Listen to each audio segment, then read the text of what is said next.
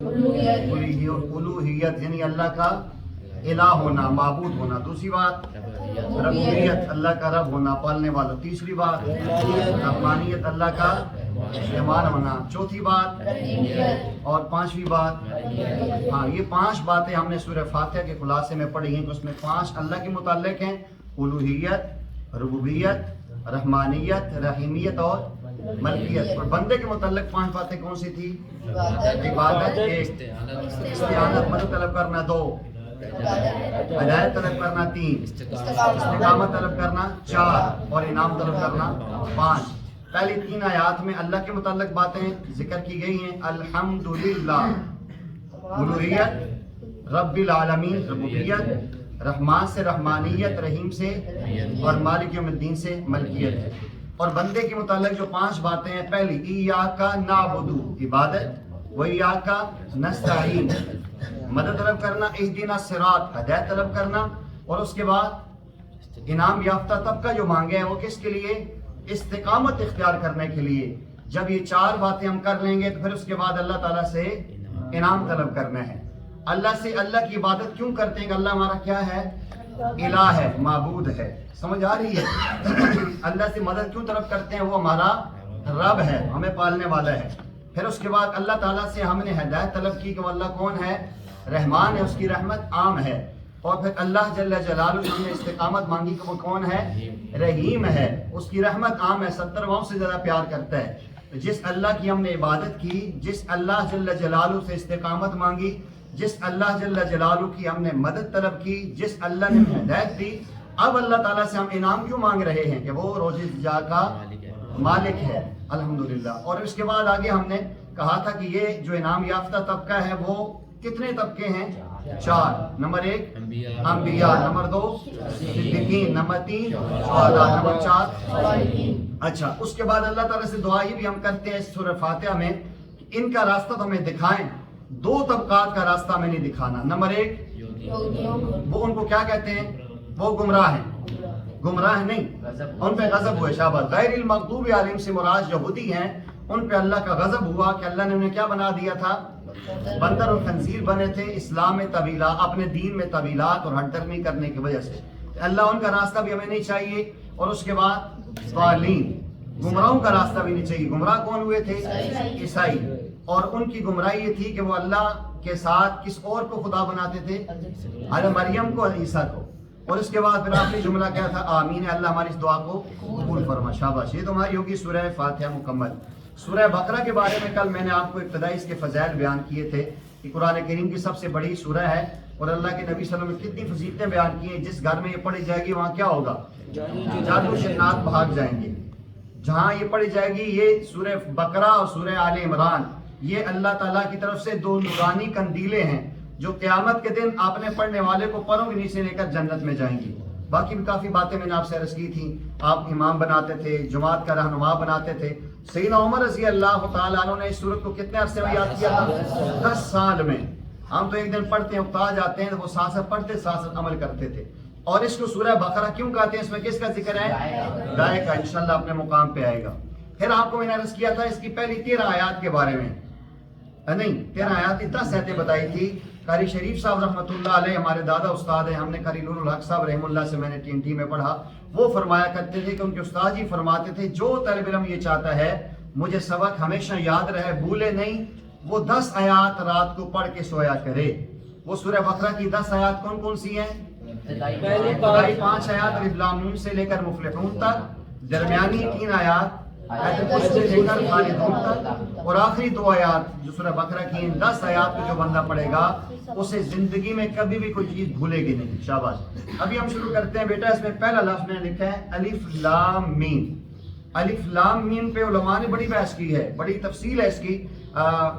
गुलदस्ता तफसीर में भी और रूहुल मानी भी बड़ी इसके बारे में अक़वाल लिखे हैं, लेकिन आपको मैं नहीं बताता हूँ। आप बच्चे सिर्फ आप इतना याद रख लें, अलिफ लाम मीम का माना है अल्लाह ही इसकी मुराद को जानते हैं। अल्लाह ही इसकी मुराद को जानते हैं। क्या माना होगा? अल्लाह ही इसकी मुराद को जानते हैं। जुबानी कर लो, अल्लाह वालों में मुराद ही कि इसका ये अल्लाह और उसके रसूल के दरमियान राज है।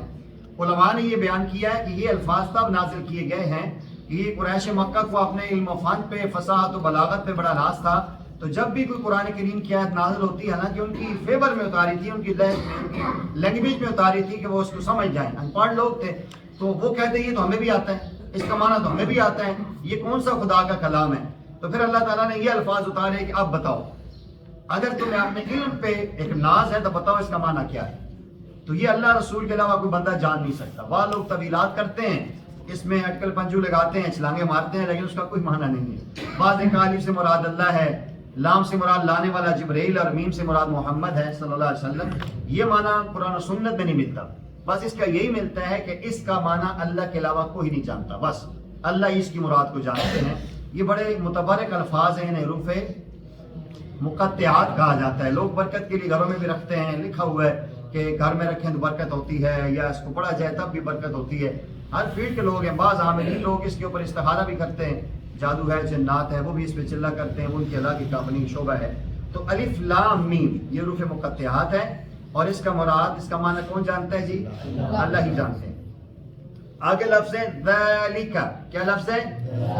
ذالک کا معنی یہ ویسے عام طور پہ اس دور کے اشارے کے لیے کرتے ہیں، یہ اس قرآن کی عظمت کی وجہ سے، اس کی شان کی وجہ سے لفظ اس میں اشارہ استعمال ہوا ہے۔ ذالک یہ لکھا ہوا ہے، ذالک کا معنی کیا ہے بیٹا؟ یہ الکتاب، الف لام داخل ہوا ہے، عام کتاب ہے، یہ خاص کتاب ہے، کون سی؟ قرآن کریم، شاباش۔ ذالک یہ الکتاب وہ کتاب ہے، یہ وہ کتاب ہے، لا ریب نہیں شک، لا کا معنی نہیں، ریب کا معنی شک، فیہ اس میں، سمجھ آ رہی ہے بیٹا؟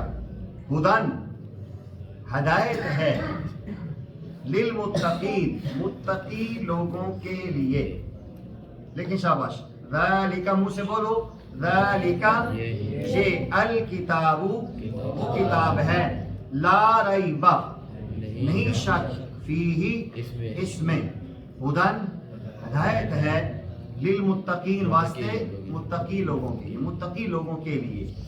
بولو ذالک یہ، سارے بولیں گے ذالک الکتاب وہ خاص کتاب ہے، یہ اس کا میں نے وہ معرفہ کی وجہ سے کر رہا ہوں جو میں نے شروع میں بتایا تھا۔ لا ریب نہیں شک، فیہ اس میں، ہدن ہدایت ہے، للمتقین شاباش۔ الف لام میم کا معنی کیا کریں گے اس کی مراد کو؟ سارے بولو شاباش۔ اردو لکھنا مشکل، جو لفظ نہیں آتا اس میں نے لکھا ہوا ہے۔ ذالک کا معنی یہ، بعض معنی وہ بھی کیا ہے۔ اچھا، الکتاب کتاب ہے، وہ کتاب ہے، لا ریب نہیں شک، فیہ اس میں، ہدن ہدایت ہے، للمتقین۔ اب میرے ساتھ عربی بھی پڑھیں گے اور آپ نے ترجمہ میرے ساتھ ساتھ بولنا ہے۔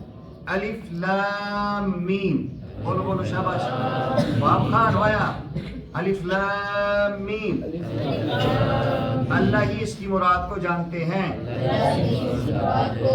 ذالک یہ، الکتاب وہ کتاب ہے، لا ریب نہیں شک، فیہ اس میں، ہدن ہدایت ہے، للمتقین متقی لوگوں کے لیے۔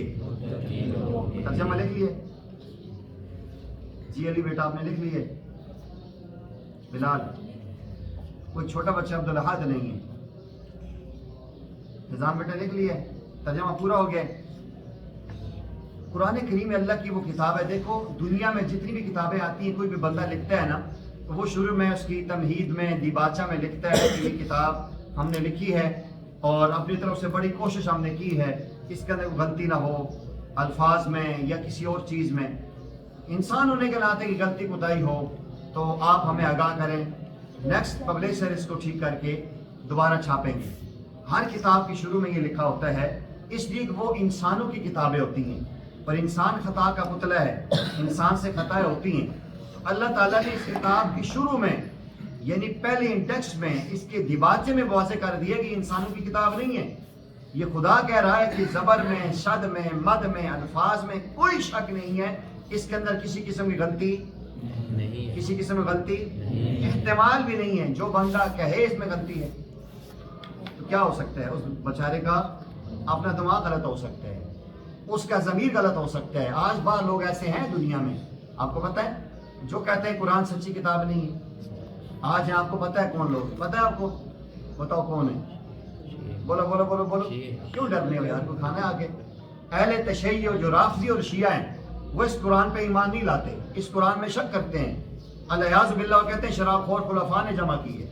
ہم یہ کہتے ہیں اللہ کا یہ منزل من السماء کلام ہے، اور آپ کو پتہ ہے کہ یہ انزال بھی ہے اور تنزیل بھی ہے، اکٹھا اللہ نے آسمان دنیا پر اتارا ہے لیلۃ القدر کی رات میں، اس کو انزال کہتے ہیں، اور تنزیل 23 سال کے عرصے میں ہمارے آقا صلی اللہ علیہ وسلم پہ نازل ہوا تھا۔ الحمدللہ ہم اس پر ایمان لاتے ہیں، یہ اللہ کی سچی کتاب ہے، بے عیب کتاب ہے، اس میں کوئی شک نہیں ہے، اس کا ہر لفظ ٹھیک ہے، اس کی ہر حرکت ٹھیک ہے، اس کا ہر سپارہ اور ہر سطر ٹھیک ہے۔ سمجھ آ رہی ہے؟ تو یہ ایمان لانا ضروری ہے کہ اس میں کسی قسم کا شک نہیں ہے، اپنا ذہن کلیئر کرنا ہے۔ اچھا دوسری بات یہ ہے، اس سے ہدایت کس کو ملے گی؟ قرآن میں ابھی آپ پڑھیں گے یضل بہ کثیرا ویہدی بہ کثیرا، اس قرآن کے ذریعے بہت سے لوگ گمراہ بھی ہوئے ہیں اور بہت سے لوگوں کو ہدایت بھی ملی ہے۔ تو ہدایت کس کو ملے گی؟ متقی، جو ایمان لائے گا، جو اس کا ادب کرے گا، جس کے دل میں اللہ رسول کی محبت ہوگی، خاندان اہل بیت صحابہ کا دل سے عقیدت رکھے گا، یہ قرآن اس کو چمکائے گا۔ اور جو قرآن کے اندر شک کرے گا، قرآن میں حجت بازی کرے گا، وہ کیا ہوگا؟ گمراہ ہوگا۔ اس لیے قرآن تیرے چاہنے والے نہ رہے، جن کے لیے چاند تھا وہ ستارے نہ رہے۔ اللہ جل جلالہ مجھے آپ کو ان آیات کو سمجھ کے اس میں عمل کی توفیق